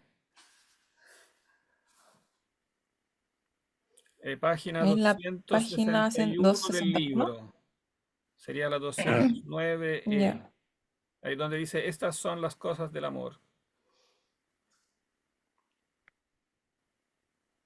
Ay, se me perdió. Eh, oh. Ah, ya la encontré. ¿Empiezo? Sí, parte nomás. Léelo todo Ya. hasta el final porque así después lo comentamos todos juntos. O sea, yo te digo hasta Eh, dónde. ya, ok. Estas son pues las cosas del amor en cuyo misterio también tú, Sócrates, tal vez podrías iniciarte. Pero los ritos finales y suprema revelación, por cuya causa existen aquellas, si se procede correctamente, no sé si serías capaz de iniciarte. Por consiguiente, yo misma te los diré, afirmó, y no escatimaré ningún esfuerzo. Intenta seguirme si puedes. Es preciso, en efecto, que quien quiera ir con el recto camino a ese fin comience desde joven a dirigirse hacia los cuerpos bellos. Y si su guía lo dirige rectamente, enamorarse en primer lugar de un solo cuerpo y engendrar en él bellos razonamientos, luego de comprender que la belleza que hay en cualquier cuerpo es afín a la que hay en otro y que si es preciso perseguir la belleza de la forma, es una gran necesidad no considerar una y la misma Necedad. necedad. Ah, ya, es una gran necedad no considerar una y la misma la belleza que hay en todos los cuerpos. Una vez que hayas comprendido perdón, debe hacerse amante de todos los cuerpos bellos y calmar este fuerte arrebato por uno solo, despreciándolo y considerándolo insignificante. A continuación debe considerar más valiosa la belleza de las almas que la del cuerpo. De suerte que si alguien es virtuoso de alma y aunque tenga un escaso esplendor, seale suficiente para amarle, cuidarle, engendrar y buscar razonamientos tales que hayan mejores a los jóvenes, para que sea obligado, una vez más, a contemplar la belleza que reside en las normas de conducta y en las leyes, a reconocer que todo lo bello está emparentado consigo mismo, y considera de esta forma la belleza del cuerpo como algo insignificante. Después de las normas de conducta debe conducirle a las ciencias, para que vea también la belleza de estas y, fijando ya su mirada en esta inmensa belleza, no sea, por servir dependencia, mediocre y corto de espíritu, apegándose como un esclavo a la belleza de un solo ser, cual la de un muchacho, de un hombre o de una norma de conducta, sino que, vuelto hacia este mar de lo bello y contemplándolo, engendre muchos bellos y magníficos discursos y pensamientos en ilimitado amor por la sabiduría, hasta, hasta que fortalecido y entonces crecido descubra una única ciencia.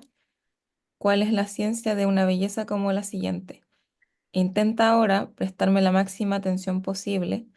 En efecto, quien basta aquí haya sido instruido en las cosas del amor, tras haber contemplado las bellas cosas en ordenada y correcta sucesión, descubrirá de repente, llegando ya al término de su iniciación amorosa, algo maravillosamente bello por naturaleza.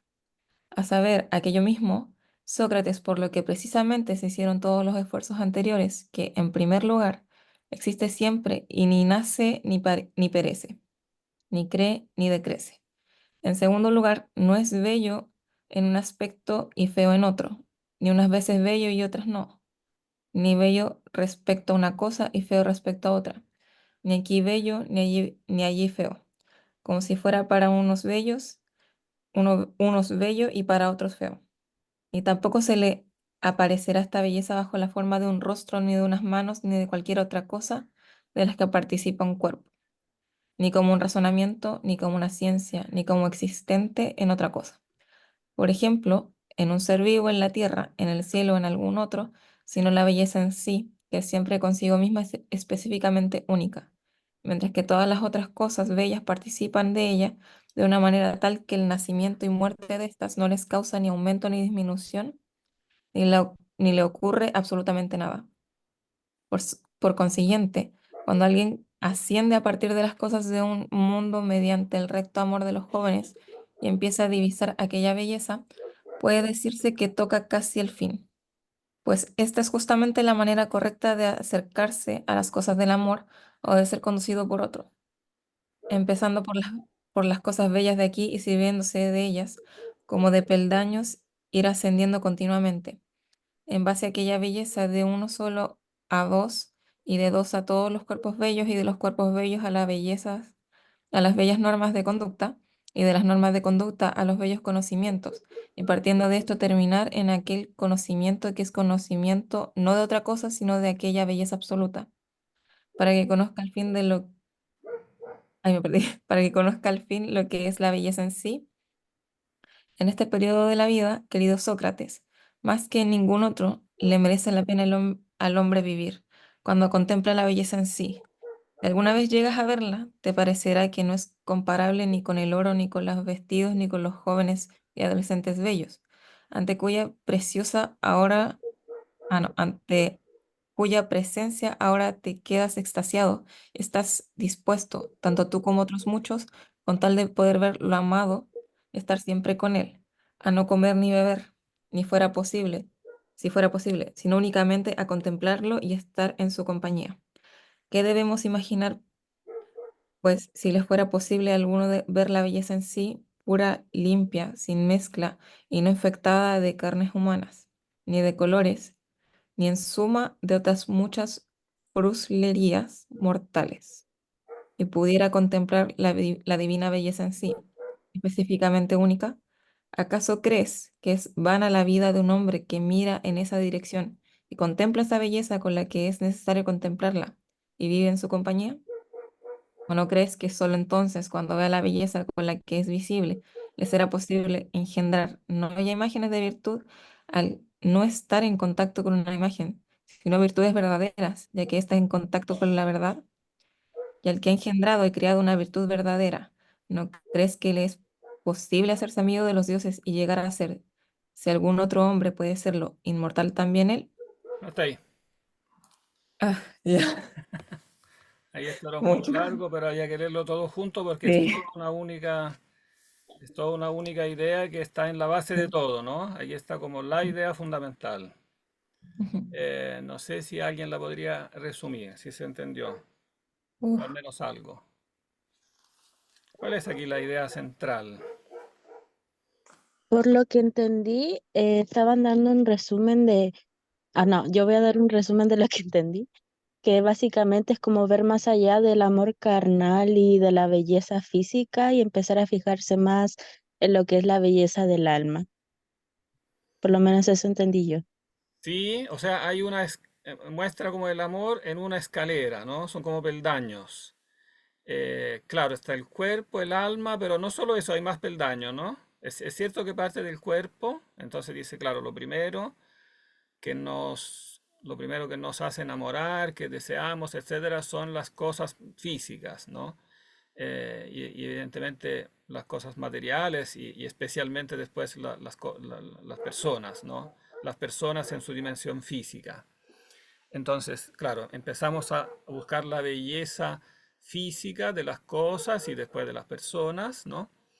Pero en un momento dado nos damos cuenta que eso es solo un peldaño, ¿no? O sea, que a continuación lo que nos atrae realmente en la persona, en la otra persona, no es tanto el cuerpo como el alma, ¿no? Entonces nos enamoramos del alma.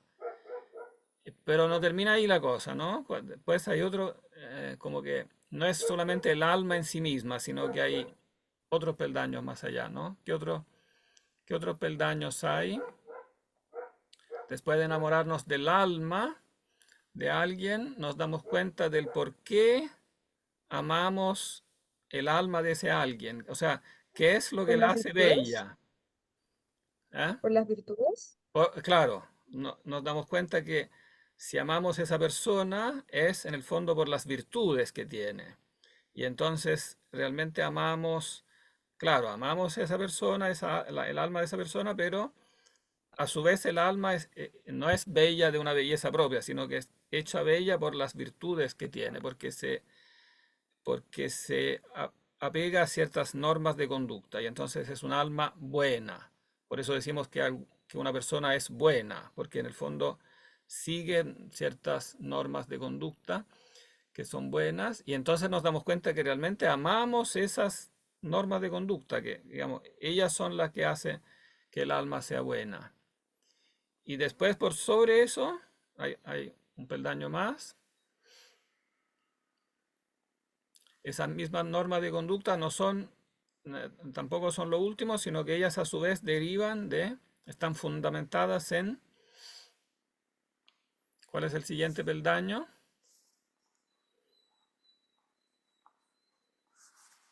Lo dice bueno, al menos 2 veces lo repite, ¿no? Las virtudes a su vez se fundamentan en las ciencias, ¿no? O sea, porque siempre la virtud es aplicación de un conocimiento, porque en el fondo la virtud es comportarse bien en relación al bien, y entonces se necesita la ciencia del bien de una determinada cosa, y entonces la ciencia es superior a la virtud, porque la ciencia es como el contenido teórico, que después se transforma diríamos, en un mandamiento práctico, ¿no? En una norma práctica. Entonces, por sobre las virtudes, nos enamoramos de las ciencias, ¿no? De las ciencias que fundamentan las virtudes. Porque las ciencias nos dicen qué cosa es bueno, ¿no? Y qué cosa no es bueno, ¿no? La ciencia es la que nos permite, en el fondo, ordenar la realidad en una escala de valores, ¿no?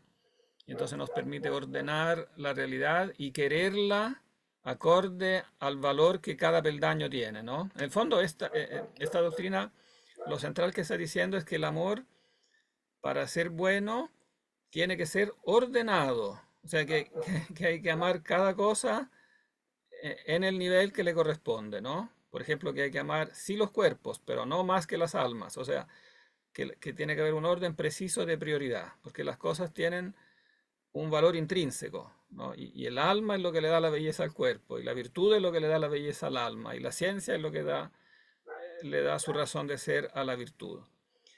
Pero por sobre todo, finalmente hay un último peldaño, o más bien dicho, algo que transciende todos los anteriores peldaños.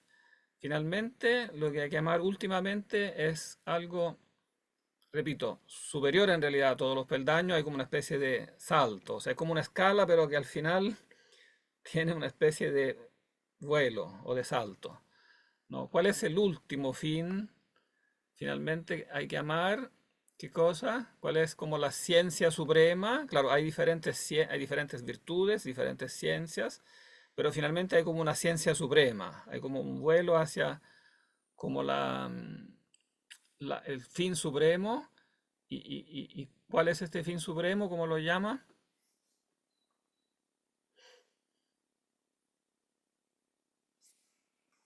Y se demora largamente en escribirlo, ¿eh? O sea, en describirlo. Es una descripción larga. ¿Cuál es el último fin? Es simple, ¿eh? Lo difícil de estas cosas es que son simples. Nosotros estamos acostumbrados a las cosas complicadas. Pero aquí precisamente la búsqueda es la búsqueda de lo simple, porque lo simple es lo que es lo fundamental, es lo que está, es el fin de de toda nuestra búsqueda, que evidentemente también es aquello de lo que De la eso contemplación. últimamente viene. ¿Cómo? La contemplación, La contemplación de, su ¿cuál es compañía. cuál es el objeto de esa contemplación? ¿Cómo? De la contemplación de estar en su compañía. Pero la contemplación de qué cosa, ¿cuál es como el objeto último de esa contemplación? Y de, por lo tanto, de ese eros, de ese deseo.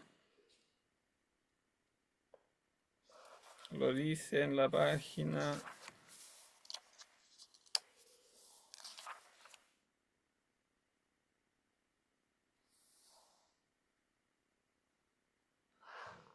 Del libro en la página 263.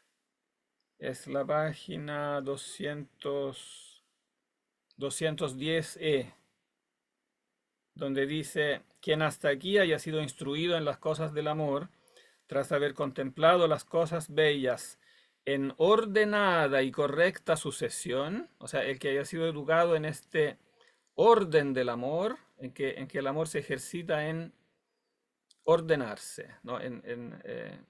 No invertir las prioridades, como evaluar las cosas en su correcto valor, ¿no? El que tiene como este ejercicio, de repente indica que hay como una especie de salto, ¿eh? No es como un peldaño más. Aquí hay como un salto hacia algo que es trascendente, ¿no? De repente descubrirá, llegando ya al término de su iniciación amorosa, algo maravillosamente bello por naturaleza, a saber, aquello mismo, Sócrates, por lo que precisamente se hicieron todos los esfuerzos anteriores, que existe siempre, ni nace ni perece, no es bello en un aspecto y feo en otro, ni aparece bajo la forma de un rostro, ni de una ciencia, ni de un cuerpo, etcétera, sino que es la belleza en sí, así la llama, la belleza en sí, ¿no? Que es siempre consigo misma específicamente única. O sea, con toda esa perífrasis quiere mostrar que es la belleza absoluta, la belleza tomada en sí, que no es la belleza de algo, porque todas las bellezas anteriores son belleza de algo. Un cuerpo bello, la belleza del cuerpo, la belleza del alma, la belleza de la virtud, la belleza de la ciencia, pero finalmente el salto es hacia la belleza en sí misma, o sea, la belleza que existe como por sí sola, que no depende de ninguna otra cosa, que no es la belleza de algo, que no es tampoco la bondad de algo, ¿no? Las cosas, decimos que son cosas buenas, ¿no? Personas buenas, etcétera, ciencias buenas, pero después este nivel como supremo es el de el del bien en sí, de la belleza en sí, el bien que existe por sí mismo, que se veía reflejado en la belleza de los seres de los peldaños anteriores. O sea, cuando decimos que los cuerpos son bellos, las almas son bellas, las virtudes son bellas, es porque todas reflejan la que es la belleza en sí. O sea, este adjetivo que le damos a cada cosa bella, finalmente debe referirse a una entidad que es bella en sí, cuyo predicado es puramente eso. No es otra cosa que la belleza en sí. Por eso es única y por eso no es bella por un lado y fea por otro, sino porque ella es una realidad absolutamente simple y absoluta, y que es aquello por lo cual se hicieron todos los esfuerzos anteriores. O sea, a ese nivel uno se da cuenta de que lo que buscaba en cada uno de los peldaños no era más que siempre esa misma belleza que se reflejaba en cada uno de los seres de la escalera. Uno los buscaba, pero porque eran reflejos, ¿no? De esta belleza en sí. Perdón que aquí abrieron de nuevo la ventana. Micho, tú abriste la ventana.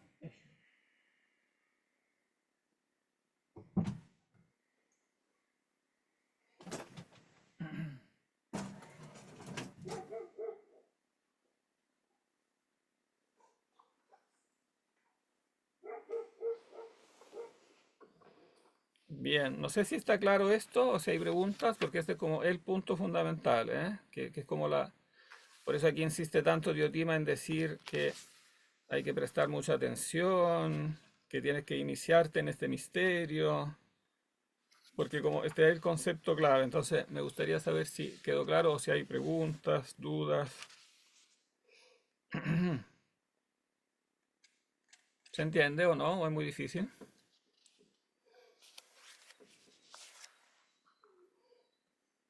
Sí, profe, se entiende. ¿Se entiende? Sí, ¿Podrías reformularlo con palabras tuyas?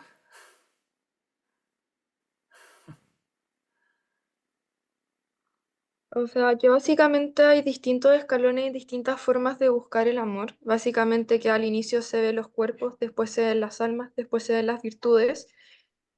eh, Después de las virtudes se ve la contemplación La ciencia. y la ciencia y la contemplación de estas ciencias. Y después, Y, claro, y al final, y al final vendría siendo que no hay algo ni bello en sí ni feo por sí. o sea, no, que hay algo que es bello en Ah, sí, eso. ¿no? O sea, este en sí, ¿qué quiere indicar? Bueno, la traducción española en sí, el griego usa la palabra auto, que es autocalón o autoagatón, auto bello, o sea, que es la belleza autónoma, o sea, que no depende de ninguna otra cosa. Pues, en el fondo es la doctrina que es la doctrina fundamental de Platón, ¿eh? Y yo diría que es la doctrina fundamental de la filosofía en general. O sea, la doctrina de la participación, que digamos que los seres existen en una graduación, o sea, los seres de nuestro mundo, incluidos nosotros mismos, formamos una escala, somos seres escalonados, como con valores diferentes, ¿no? Y de ahí se deduce que, evidentemente, que el concepto fundamental del amor consiste en ordenar el amor, porque hay que amar cada cosa de acuerdo al valor que verdaderamente tiene, ¿no? Pero por otro lado, aquí el punto más difícil de entender es que cada escalón es solamente una participación del bien y de la belleza.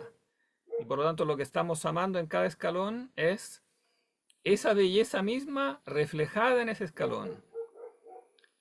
Y eso explica, eso es muy importante entenderlo también existencialmente, porque esta doctrina, digamos, metafísica, digamos, filosófica, explica por qué el ser humano nunca está contento con nada, porque persigue las cosas, o sea, siempre está amando algo, pero cuando llega a poseerlo no lo satisface, porque realmente lo que desea realmente no es eso, sino que es esa belleza que ahí se refleja. Y entonces las cosas, en el fondo, quizás la manera más visual de entenderlo es imaginarse las cosas como espejos. Las cosas son espejos que van reflejando lo que realmente amamos. Entonces nosotros vamos detrás de esa imagen, pero cuando llegamos no nos satisface porque el espejo, por su naturaleza, no nos permite agarrar las cosas, sino solo verla y pasar como al escalón siguiente. No sé si logro explicarme.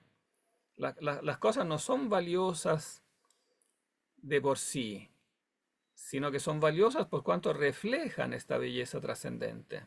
Por eso que cuando las poseemos, se nos transforman en algo que no podemos agarrar porque son una imagen, pero la realidad que nosotros perseguimos no es esa.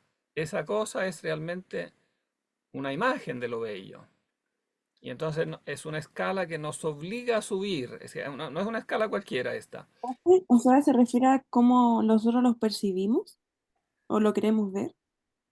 O sea, se refiere a todo lo que nosotros deseamos, todo lo que es objeto de nuestro deseo, que digamos que puede crecer o sea, podemos amar cosas cada vez superiores, porque en la vida vamos siempre, de una u otra manera, vamos progresando, porque la vida misma tiene mecanismos que nos obliga a darnos cuenta que ese escalón donde estamos no es suficiente, nos obliga a subir. Es como una escala.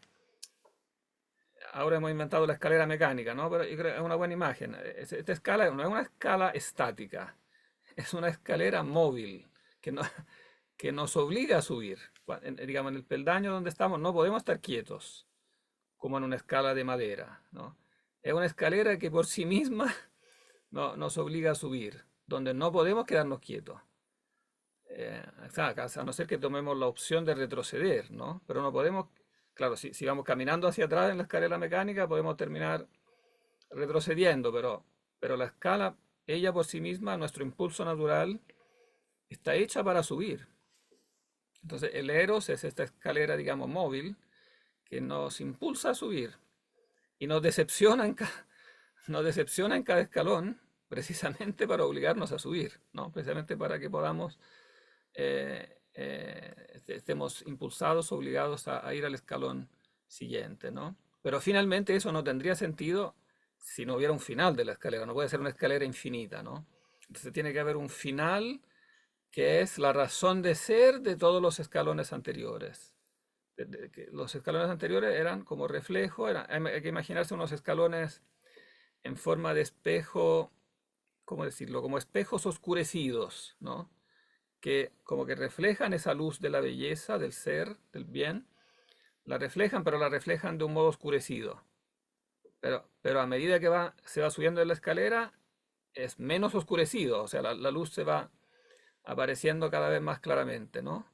Hasta que al final tengamos el impulso para desear como la belleza en sí, como girarnos hacia la fuente, que, digamos, de esa luz que se iba reflejando en los escalones como inferiores, como de nuestra realidad empírica, de la realidad de nuestra experiencia. No sé si se entiende mejor, es más claro.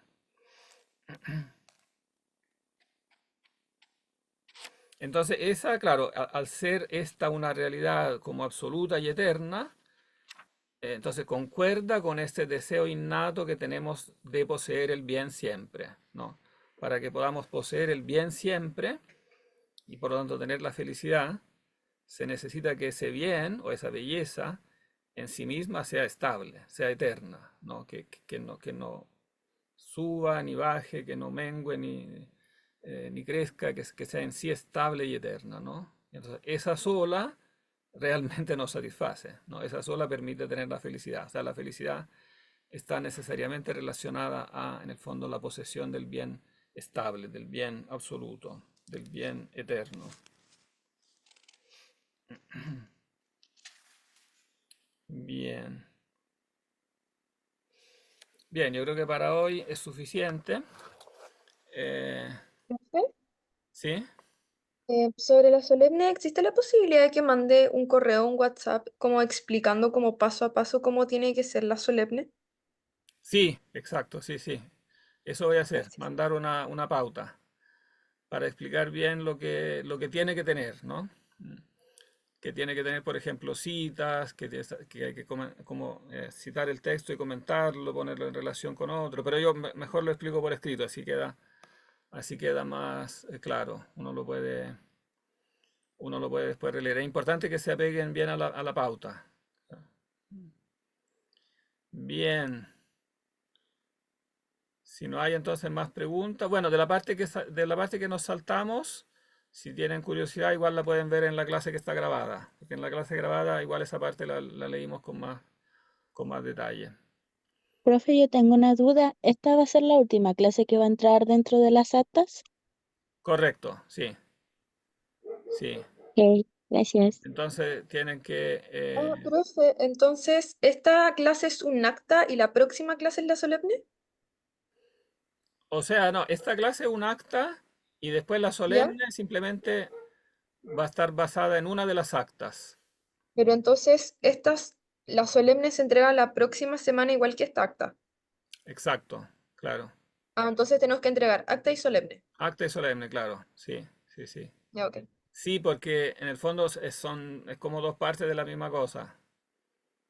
Porque además esta clase en particular, como está aquí un concepto como muy fundamental, sí o sí los contenidos de esta clase tienen que estar. Aunque el texto que yo pida comentar sea de otro, aunque yo le pida comentar, supongamos que la solemne yo pida comentar la Ilíada. supongamos el libro primero de la Ilíada. Para comentar el libro primero de la Ilíada, la idea es que utilicen todos los conceptos vistos. Entonces también, bueno, partiendo por los más fundamentales, y aquí en esta clase vimos el más fundamental. Entonces, claro, esta acta sí o sí hay que hacerla porque sí o sí hay que utilizarla cualquiera que sea la pregunta, ¿no? Porque Profe, tengo porque en una- la respuesta hay que utilizar más o menos todos los conceptos fundamentales, y aquí está el más fundamental. profe, respecto a los actas, si uno va un poco atrasado, ¿puede igual seguir como escribiendo los que faltan? Sí, sí, sí, sí, hay que Ah, hacerlo. ya, Sí, sí, sí. ya. Y hay que hacerlo para que estén, para que en cada, o sea, en cada entrega que hacen es bueno que vayan completando lo que falta. De Profe, manera que al final no falte nada, que esté, digamos que esté todo. profe, el tema del acta es que sé que hubo una clase que fue feriado y creo que en esa clase no mandó una acta, entonces creo que con esta clase ya haríamos 6 actas en total, ¿o no? No, yo creo que son un poco más. A ver. No, con esta clase son 8. Sí, yo creo que 8, a ver. Es que por la cuenta que he sacado de la cantidad de clases y por el como recuento serían 6 o 7 máximo, sin contar el 27 de agosto que fue feriado. A ver, acta. No, son Sí, 8. porque Son la 8. primera no se contaba, ¿sí? Como la de la primera clase, o es igual, había que hacerla. Es que yo la Sí, conté. sí, sí, hay que contarlas todas. Sí, son 8. Son 8, sí, sí, aquí las tengo en las tareas, son 8. Entonces esta sería la novena. Esta de hoy sería la novena. Mm. Entonces, claro, es bueno completar las actas que tengan incompletas porque si tienen eso completo, después la solemne va a ser fácil porque van a tener ya todo el material listo, digamos. Porque en el fondo va a ser complementar un acta con las referencias a las otras. Como que, Profe, pero la de las clases grabadas, igual tenemos que hacer el acta. claro, sí, sí. Sí, sí, sí, porque ahí están todos los pasos, digamos. También, claro, de las páginas anteriores aquí del simposio, ¿no? Pero repito, del simposio, lejos la más importante es esta de hoy, ¿eh? Porque aquí está como el concepto clave. Después los otros conceptos son importantes, pero este es como el concepto básico que ordena, como que ordena el resto. Bien. Entonces, cuanto antes les mando la pauta. De aquí a mañana les mando la pauta. Pero mientras tanto es bueno que hagan, claro, el acta de esta clase de hoy. Así la tienen.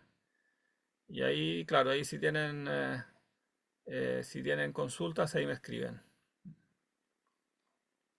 Bien. Entonces, el primero sería, claro, yo voy a poner, claro, dos tareas diferentes. Una para la entrega de esta acta 9 y otra para la entrega de la solemne. Mm, Ya, profe, y una pregunta, ¿va a mandar como a WhatsApp y todo cómo va a ser la solemne? sí, sí, sí. Al ¿Pero correo, cuándo? sí, al correo y al WhatsApp. ¿Y cuándo? Como para saber qué día. A ver, voy a mandar, mm, quizás convendrá en este caso hacer el vencimiento igual para todos, porque en las semanas, para que no haya diferentes fechas de entrega de la solemne, quizás podríamos hacer esta acta de hoy dentro del viernes. Y después el viernes les mando o sea, la pauta como tal la puedo mandar antes, pero después la pregunta concreta la mandaría el sábado, una cosa así.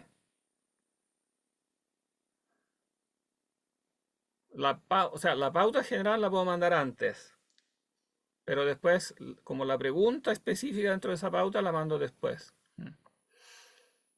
Voy a poner entonces yo creo que como vencimiento de esta acta el viernes, Ya, perfecto.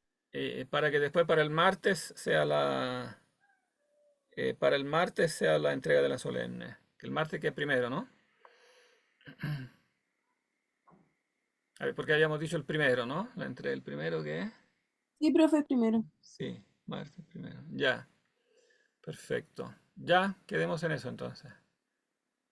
Ya. Oiga, Perfecto. profe, yo llegué unos minutos tarde, ¿me puede poner presente? Ah, sí, sí. Solamente tú, ¿eh? ¿Cómo es tu apellido? ¿Suazo? Suazo. Ya, perfecto. Bien, Profe, ¿sí? ya, pregunta, es que estaba viendo el calendario y la primera acta que se mandó fue el 6 de agosto. Sí. Después la segunda sería el 13, la tercera el 20. Después vendría el 3, el 10 y el del 24, lo que me hacen 6 actas. A ver que yo tengo, como tengo diferentes vencimientos para sincrónica y asincrónica. Hablando de los sincrónicos, tengo 31 de julio, 6 de agosto, 14 de agosto, 22 de agosto, 28 de agosto. Ah, tenés razón, me salté una. Se pasa de la cuarta a la sexta. Hay 1, 2, 3, 4, 6, 7, 8. Entonces son 7. Ya. Claro, Con esta sería la séptima. realmente son 7. Yo la numeré mal. Me salté un número. Entonces Entonces son siete sería el actas, 6. pero 7, pero 8 con la de hoy. Son Es que 7 que... sería contando las clases como en general, que hemos tenido 6 clases con esta. Pero hay dos clases grabadas. Ah, la del 17 y la del 27. Claro. Ya, ya, es Hay que dos clases grabadas que son dos los clases contabi- del simposio, sí.